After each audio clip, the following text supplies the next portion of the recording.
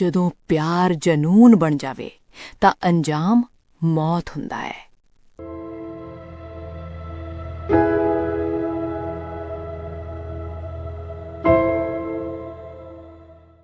ਅੱਜ ਵੀ ਪੁੰਨੂ ਸਮੇਂ ਤੋਂ ਪਹਿਲਾਂ ਹੀ ਕਾਲਜ ਤੋਂ ਘਰ ਵਾਪਸ ਆ ਗਈ ਸੀ।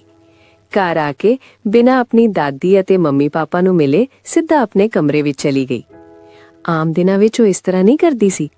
ਹੱਸਦੀ ਖੇਡਦੀ ਘਰ ਆਉਂਦੀ, ਦਾਦੀ ਦੇ ਪੈਰਾਂ ਨੂੰ ਹੱਥ ਲਗਾਉਂਦੀ, ਫਿਰ ਦਾਦੀ ਦੀਆਂ ਲੱਤਾਂ ਦੀ ਮਾਲਿਸ਼ ਕਰਦੀ, ਫਿਰ ਰੋਟੀ ਪਕਾਉਣ ਵਿੱਚ ਮਾਂ ਅਤੇ ਨੌਕਰਾਣੀ ਦੀ ਸਹਾਇਤਾ ਕਰਦੀ, ਤੇ ਫਿਰ ਪਾਪਾ ਨਾਲ ਡਰਾਇੰਗ ਰੂਮ ਵਿੱਚ ਬੈਠ ਕੇ ਵੀਡੀਓ ਗੇਮ ਜਾਂ ਸ਼ਤਰੰਜ ਖੇਡਦੀ। ਇਹ ਪੁੰਨੂ ਦੀ ਰੁਟੀਨ ਸੀ ਜੋ ਕਈ ਸਾਲਾਂ ਤੋਂ ਇਸੇ ਤਰ੍ਹਾਂ ਚੱਲ ਰਹੀ ਸੀ। ਉਹ ਬੜੀ ਖੁਸ਼ਮਿਜਾਜ਼ ਕੁੜੀ ਸੀ, ਸਭ ਨਾਲ ਹੱਸਣ ਖੇਡਣ ਵਾਲੀ, ਸਭ ਦਾ ਆਦਰ ਸਤਿਕਾਰ ਕਰਨ ਵਾਲੀ। ਪਰ ਪਿਛਲੇ 2 ਕੁ ਮਹੀਨੇ ਤੋਂ ਉਹ ਕੁਝ ਬਦਲ ਗਈ ਸੀ। ਹੁਣ ਉਹ ਪਹਿਲਾਂ ਦੀ ਤਰ੍ਹਾਂ ਹੱਸਦੀ ਖੇਡਦੀ ਨਹੀਂ ਸੀ। ਕਲਾਸਾਂ ਲਗਾਉਂਦੀ ਤੇ ਘਰ ਆ ਕੇ ਚੁੱਪਚਾਪ ਕਮਰੇ ਵਿੱਚ ਚਲੀ ਜਾਂਦੀ। ਪਾਪਾ, ਮੰਮੀ, ਦਾਦੀ ਕਿਸੇ ਨਾਲ ਵੀ ਗੱਲ ਨਹੀਂ ਸੀ ਕਰਦੀ। ਦਾਦੀ ਥੋੜੀ ਫਿਕਰਮੰਦ ਹੋਈ, ਪਰ ਮਾਂ-ਪਿਓ ਨੇ ਕੋਈ ਖਾਸ ਧਿਆਨ ਨਹੀਂ ਦਿੱਤਾ। ਪੁੰਨੂ ਦੇ ਪਿਤਾ ਸੁਰੇਸ਼ ਬੰਸਲ ਇੱਕ ਸਫਲ ਵਪਾਰੀ ਸਨ। ਇੰਪੋਰਟ ਐਕਸਪੋਰਟ ਦਾ ਬਿਜ਼ਨਸ ਸੀ। ਮਾਂ ਯੂਨੀਵਰਸਿਟੀ ਵਿੱਚ ਫਿਜ਼ਿਕਸ ਦੀ ਪ੍ਰੋਫੈਸਰ ਸੀ। ਘਰ ਵਿੱਚ ਕਿਸੇ ਚੀਜ਼ ਦੀ ਘਾਟ ਨਹੀਂ ਸੀ, ਨਾ ਖੁਸ਼ੀਆਂ ਦੀ, ਨਾ ਪੈਸੇ ਦੀ। 3 ਕੁ ਮਹੀਨੇ ਪਹਿਲਾਂ ਉਸਦੇ ਜਨਮ ਦਿਨ ਤੇ ਪੁੰਨੂ ਦੇ ਪਿਤਾ ਨੇ ਉਸਨੂੰ ਇੱਕ ਬਿਲਕੁਲ ਨਵਾਂ ਆਈਫੋਨ 14 ਪ੍ਰੋ ਮੈਕਸ ਲੈ ਕੇ ਦਿੱਤਾ ਸੀ। ਉਸ ਦਿਨ ਉਹ ਬਹੁਤ ਖੁਸ਼ ਸੀ। ਕਦੇ ਫੋਟੋਆਂ ਖਿੱਚਦੀ, ਕਦੇ ਵੀਡੀਓ ਬਣਾਉਂਦੀ ਤੇ ਉਸਨੂੰ ਸੋਸ਼ਲ ਮੀਡੀਆ ਤੇ ਪੋਸਟ ਕਰ ਦਿੰਦੀ। ਸਾਰਾ ਦਿਨ ਉਹ ਆਪਣੇ ਦੋਸਤਾਂ ਤੇ ਸਹੇਲੀਆਂ ਨੂੰ ਫੋਨ ਕਰਦੀ ਰਹੀ। ਉਸਦੀ ਸਭ ਤੋਂ ਨੇੜਲੀ ਸਹੇਲੀ ਰੀਆ ਨੂੰ ਤਾਂ ਉਸਨੇ ਘੱਟ ਤੋਂ ਘੱਟ 10 ਵਾਰ ਫੋਨ ਕੀਤਾ ਤੇ ਦੋਵਾਂ ਨੇ ਅਗਲੇ ਦਿਨ ਕਾਲਜ ਵਿੱਚ ਮਿਲਣ ਦਾ ਫੈਸਲਾ ਕੀਤਾ। ਅਗਲੇ ਦਿਨ ਸਵੇਰੇ ਜਦੋਂ ਪੁੰਨੂ ਤੇ ਰੀਆ ਕਾਲਜ ਦੇ ਪਾਰਕ ਵਿੱਚ ਮਿਲੇ ਤਾਂ ਸਭ ਤੋਂ ਪਹਿਲਾਂ ਰੀਆ ਨੇ ਪੁੰਨੂ ਦਾ ਨਵਾਂ ਆਈਫੋਨ ਲੈ ਕੇ ਉਸ ਵਿੱਚ ਆਪਣਾ ਇੰਸਟਾ ਅਕਾਊਂਟ ਲੌਗਇਨ ਕੀਤਾ ਤੇ ਤਸਵੀਰਾਂ ਤੇ ਵੀਡੀਓ ਸਕਰੋਲ ਕਰਨ ਲੱਗੀ। ਕੀ ਵੇਖੀ ਜਾਨੀ ਏ? ਰੀਆ ਦੇ ਨਾਲ ਆਡੀਟੋਰੀਅਮ ਦੀਆਂ ਪੌੜੀਆਂ ਤੇ ਬੈਠੇ ਪੁੰਨੂ ਫੋਨ ਵਿੱਚ ਝਾਕਦੀ ਹੋਈ ਬੋਲੀ। ਰੀਆ ਨੇ ਪੁੰਨੂ ਵੱਲ ਵੇਖ ਕੇ ਮੁਸਕਰਾਉਂਦਿਆਂ ਹੋਇਆ ਕਿਹਾ, ਮੇਰਾ ਇੰਸਟਾ ਅਕਾਊਂਟ ਹੈ, ਬੜੀਆਂ ਕਮਾਲ ਦੀਆਂ ਰੀਲਾਂ ਨੇ ਇਸ ਵਿੱਚ, ਵੇਖੇਂਗੀ? ਪੁੰਨੂ ਨੇ ਹਾਂ ਵਿੱਚ ਸਿਰ ਹਿਲਾ ਦਿੱਤਾ ਤੇ ਉਸਦੇ ਨੇੜੇ ਹੋ ਕੇ ਬੈਠ ਗਈ। ਉਹ ਦੋਵੇਂ ਇੱਕ ਤੋਂ ਬਾਅਦ ਇੱਕ ਰੀਲਾਂ ਸਕਰੋਲ ਕਰਦੇ ਗਏ ਤੇ ਅਖੀਰ ਮੁੰਡੇ ਕੁੜੀਆਂ ਦੀ ਬਾਡੀ ਬਿਲਡਿੰਗ ਅਤੇ ਮਾਡਲਿੰਗ ਦੇ ਪੇਜ ਤੇ ਪਹੁੰਚ ਗਏ। ਉਸੇ ਚੈਨਲ ਤੇ ਸਕਰੋਲ ਕਰਦੇ ਕਰਦੇ ਉਹ ਇੱਕ ਵੀਡੀਓ ਤੇ ਪਹੁੰਚੇ। ਰੀਆ ਨੇ ਉਸ ਵੀਡੀਓ ਨੂੰ ਚਲਾਇਆ ਤੇ ਪੁੰਨੂ ਨੂੰ ਵਿਖਾਉਂਦੀ ਹੋਈ ਸ਼ਰਾਰਤੀ ਮੁਸਕਰਾਹਟ ਨਾਲ ਬੋਲੀ, ਵੇਖ। ਪੁੰਨੂ ਨੇ ਪਹਿਲਾਂ ਤਾਂ ਕੋਈ ਖਾਸ ਧਿਆਨ ਨਹੀਂ ਦਿੱਤਾ, ਪਰ ਰੀਆ ਦੇ ਜ਼ੋਰ ਦੇਣ ਤੇ ਉਸਦੇ ਹੱਥ ਵਿੱਚੋਂ ਮੋਬਾਈਲ ਫੋਨ ਲੈ ਕੇ ਰੀਲਾਂ ਸਕਰੋਲ ਕਰਨ ਲੱਗੀ। ਜਦੋਂ ਕੁਝ ਵੀ ਸਮਝ ਨਹੀਂ ਆਇਆ ਤਾਂ ਖਿੱਚ ਕੇ ਰੀਆ ਨੂੰ ਪੁੱਛਦੀ ਹੋਈ ਬੋਲੀ, ਕੀ ਵੇਖਾਂ? ਰੀਲਾਂ ਹੀ ਨੇ ਬਸ। ਓ! ਖਿੱਚ ਕੇ ਰੀਆ ਨੇ ਉਸ ਪੁੰਨੂ ਦੇ ਹੱਥਾਂ ਵਿੱਚ ਹੀ ਫੋਨ ਦੀ ਸਕਰੀਨ ਦੇ ਉੱਪਰ ਆਪਣੀ ਉਂਗਲੀ ਘੁਮਾਈ ਤੇ ਰੀਲ ਨੂੰ ਦੁਬਾਰਾ ਖੋਲ ਕੇ ਬੋਲੀ, ਇਹ ਵੇਖ ਕਿੰਨਾ ਕਿਊਟ ਮੁੰਡਾ ਹੈ। ਰੀਆ ਨੇ ਲਲਚਾਈਆਂ ਨਜ਼ਰਾਂ ਨਾਲ ਰੀਲ ਵਿੱਚ ਕਸਰਤ ਕਰ ਰਹੇ ਉਸ ਮੁੰਡੇ ਵੱਲ ਇਸ਼ਾਰਾ ਕੀਤਾ। ਰੀਆ ਦੇ ਇਸ਼ਾਰੇ ਦਾ ਪਿੱਛਾ ਕਰਦੀ ਪੁੰਨੂ ਦੀ ਨਜ਼ਰ ਜਦੋਂ ਸਕਰੀਨ ਤੇ ਪਈ ਤਾਂ ਪਹਿਲਾਂ ਤਾਂ ਉਹ ਥੋੜਾ ਹੈਰਾਨ ਹੋਈ, ਪਰ ਫਿਰ ਸਕ-ਪਕਾ ਗਈ। ਇਹ ਤਾਂ ਸੁਕੇਸ਼ ਹੈ, ਮੇਰੇ ਪਾਪਾ ਦੇ ਦੋਸਤ ਦਾ ਬੇਟਾ, ਸਾਡੇ ਘਰਾਂ ਦੇ ਜਾਂਦੇ ਰਹਿੰਦੇ ਨੇ।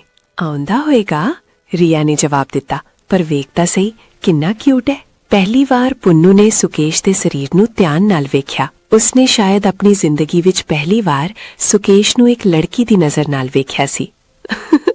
ਉਸ ਦਾ ਧਿਆਨ ਸੁਕੇਸ਼ ਦੇ ਸਰੀਰ ਦੇ ਹਰ ਉਸ ਹਿੱਸੇ ਵੱਲ ਗਿਆ ਜਿਸ ਵੱਲ ਕਦੀ ਉਸਨੇ ਵੇਖਿਆ ਵੀ ਨਹੀਂ ਸੀ। ਉਹ ਸ਼ਰਮਾ ਗਈ ਤੇ ਉਸਨੇ ਫੋਨ ਦੀ ਸਕਰੀਨ ਬੰਦ ਕਰ ਦਿੱਤੀ।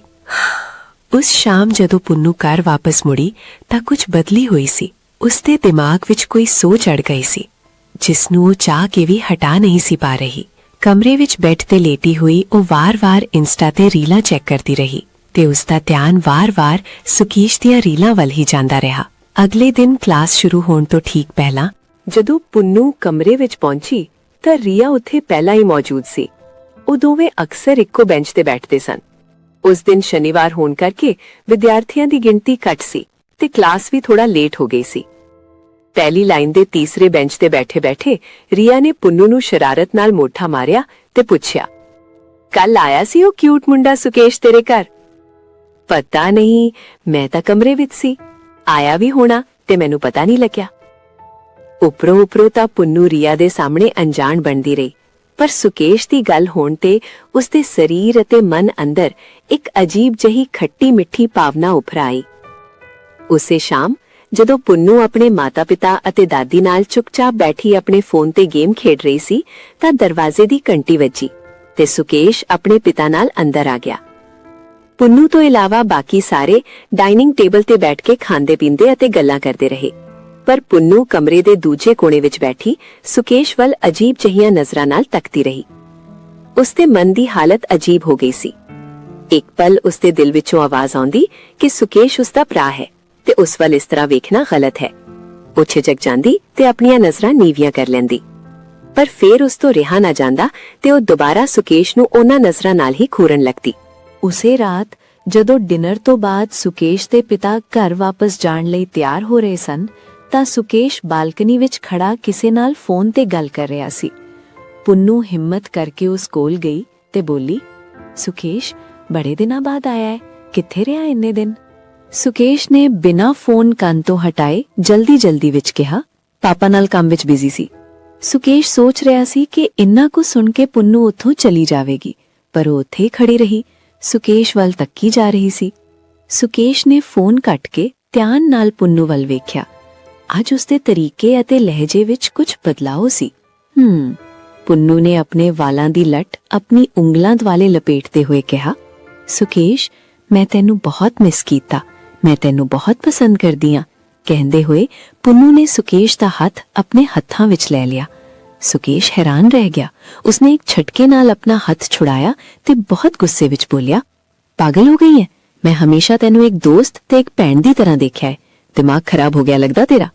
ਕਹਿੰਦਾ ਹੋਇਆ ਉਹ ਤੇਜ਼ੀ ਨਾਲ ਘਰੋਂ ਬਾਹਰ ਚਲਾ ਗਿਆ। ਉਸਦੇ ਪਿਤਾ ਜੋ ਪੁੰਨੂ ਦੇ ਮਾਤਾ-ਪਿਤਾ ਨਾਲ ਬੈਠੇ ਕੋਈ ਗੱਲ ਕਰ ਰਹੇ ਸਨ, ਉਸਨੂੰ ਬਾਹਰ ਜਾਂਦੇ ਵੇਖਦੇ ਰਹਿ ਗਏ। ਕੁਝ ਦੇਰ ਬਾਅਦ ਉਹ ਵੀ ਉੱਠ ਕੇ ਚਲੇ ਗਏ। ਪੁੰਨੂ ਬਾਲਕਨੀ ਵਿੱਚ ਖੜੀ ਉਹਨਾਂ ਨੂੰ ਜਾਂਦੇ ਵੇਖਦੀ ਰਹੀ। ਗੱਲ ਆਈ ਗਈ ਹੋ ਗਈ। ਸੁਕੇਸ਼ ਨੇ ਪੁੰਨੂ ਨਾਲ ਹੋਈ ਗੱਲਬਾਤ ਬਾਰੇ ਆਪਣੇ ਮਾਤਾ-ਪਿਤਾ ਨਾਲ ਕੋਈ ਚਰਚਾ ਨਹੀਂ ਕੀਤੀ। ਸ਼ਾਇਦ ਉਹ ਗੱਲ ਨੂੰ ਅੱਗੇ ਵਧਾਉਣਾ ਨਹੀਂ ਚਾਹੁੰਦਾ ਸੀ। ਪਰ ਉਸ ਦਿਨ ਤੋਂ ਬਾਅਦ ਪੁੰਨੂ ਦੇ ਸੁਭਾਅ ਵਿੱਚ ਬਦਲਾਅ ਆ ਗਿਆ। ਹੁਣ ਉਹ ਕਿਸੇ ਨਾਲ ਗੱਲਾਂ ਨਹੀਂ ਸੀ ਕਰਦੀ। ਪਹਿਲਾਂ ਦੀ ਤਰ੍ਹਾਂ ਹੁਣ ਉਹ ਹੱਸਦੀ ਖੇਡਦੀ ਵੀ ਨਹੀਂ ਸੀ। ਉਸਦਾ ਚਿਹਰਾ ਮੁਰਝਾ ਗਿਆ ਸੀ। ਉਸਨੇ ਹੁਣ ਰੀਆ ਨਾਲ ਵੀ ਗੱਲਬਾਤ ਬੰਦ ਕਰ ਦਿੱਤੀ ਸੀ। ਆਪਣੇ ਮੰਮੀ ਪਾਪਾ ਤੇ ਦਾਦੀ ਨੂੰ ਵੀ ਨਜ਼ਰਅੰਦਾਜ਼ ਕਰਦੀ ਰਹਿੰਦੀ। ਇਸੇ ਤਰ੍ਹਾਂ ਹੀ ਦਿਨ ਲੰਘਦੇ ਰਹੇ। ਮਾਤਾ-ਪਿਤਾ ਨੇ ਵੀ ਕੋਈ ਖਾਸ ਧਿਆਨ ਨਹੀਂ ਦਿੱਤਾ। ਉਹ ਸੋਚਦੇ ਰਹੇ ਕਿ ਸ਼ਾਇਦ ਮੂਡ ਖਰਾਬ ਹੋਏਗਾ ਜਾਂ ਫਿਰ ਹਾਰਮੋਨ ਬਦਲਾਅ ਦਾ ਅਸਰ ਹੋਏਗਾ। ਦਿਨ, ਹਫ਼ਤੇ, ਸਮਾਂ ਲੰਘਦਾ ਗਿਆ। ਅੱਛਾ, ਸੁਕੇਸ਼ ਉਸ ਘਟਨਾ ਬਾਰੇ ਭੁੱਲ ਗਿਆ, ਪਰ ਉਸਨੇ ਦੁਬਾਰਾ ਕਦੇ ਵੀ ਪੁੰਨੂ ਨਾਲ ਗੱਲ ਨਹੀਂ ਕੀਤੀ। ਨੋ, ਪਰ ਪੁੰਨੂ ਦੇ ਸੁਭਾਅ ਵਿੱਚ ਕੋਈ ਤਬਦੀਲੀ ਨਹੀਂ ਆਈ। ਉਸਨੇ ਇੱਕ ਦੋ ਵਾਰ ਸੁਕੇਸ਼ ਨੂੰ ਮਿਲਣ ਤੇ ਫੋਨ ਤੇ ਗੱਲ ਕਰਨ ਦੀ ਕੋਸ਼ਿਸ਼ ਕੀਤੀ, ਪਰ ਸੁਕੇਸ਼ ਨੇ ਸਾਫ਼ ਇਨਕਾਰ ਕਰ ਦਿੱਤਾ। ਪੁੰਨੂ ਦੇ ਅੰਦਰ ਅਜੀਬ ਜਿਹੀ ਬੇਚੈਨੀ ਅਤੇ ਹਨੇਰਾ ਵੱਧਦਾ ਗਿਆ। ਉਸਦੇ ਸੁਭਾਅ ਵਿੱਚ ਇੱਕ ਅਜੀਬ ਜਿਹੀ ਬੇਰਹਿਮੀ ਅਤੇ ਖਿਝ ਆ ਗਈ। ਜੋ ਕੁੜੀ ਪਹਿਲਾਂ ਜਾਨਵਰਾਂ ਤੇ ਪੰਛੀਆਂ ਨੂੰ ਤਕਲੀਫ ਵਿੱਚ ਵੇਖ ਕੇ ਰੋਣ ਲੱਗ ਜਾਂਦੀ ਸੀ, ਹੁਣ ਉਸਨੂੰ ਦੂਸਰਿਆਂ ਦੀ ਤਕਲੀਫ ਅਤੇ ਦਰਦ ਵਿੱਚ ਇੱਕ ਅਜੀਬ ਜਿਹਾ ਸਵਾਦ ਅਤੇ ਨਸ਼ਾ ਮਿਲਦਾ।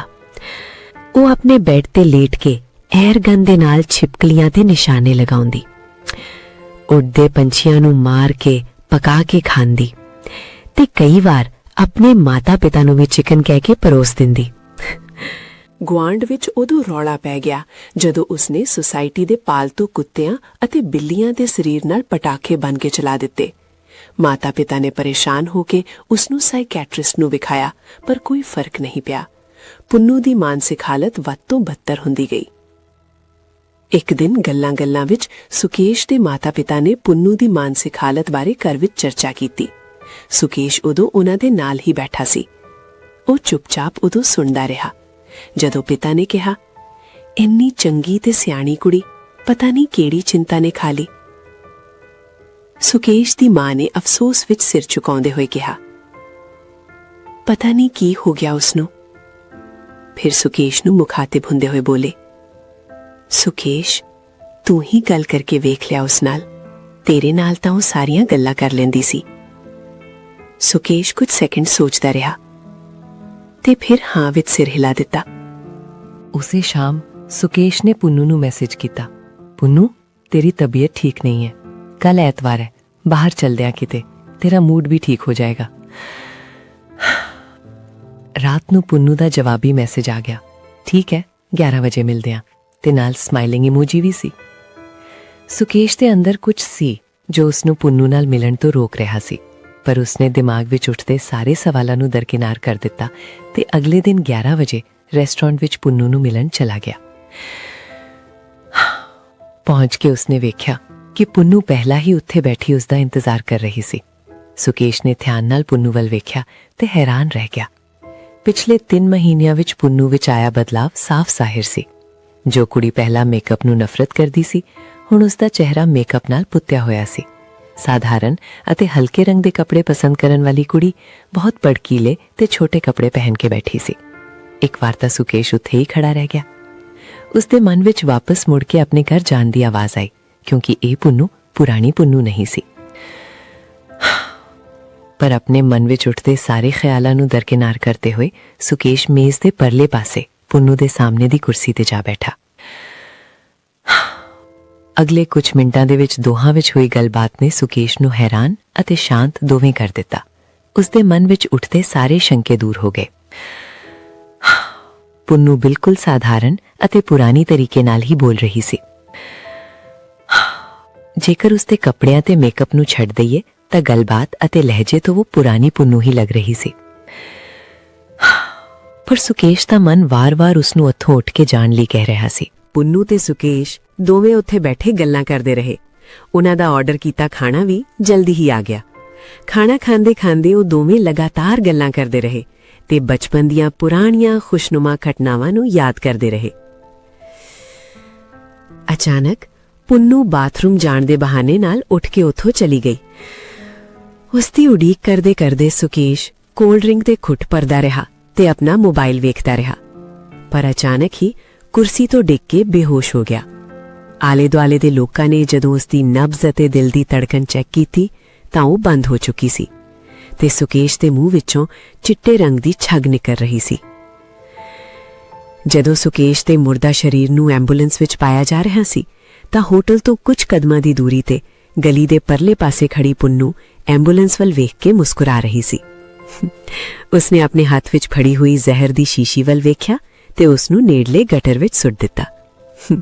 ਫਿਰ ਉਹ ਮੁਸਕਰਾਉਂਦੀ ਤੇ ਆਪਣੇ ਆਪ ਨਾਲ ਗੱਲਾਂ ਕਰਦੀ ਹੋਈ ਘਰ ਵੱਲ ਚਲੀ ਗਈ।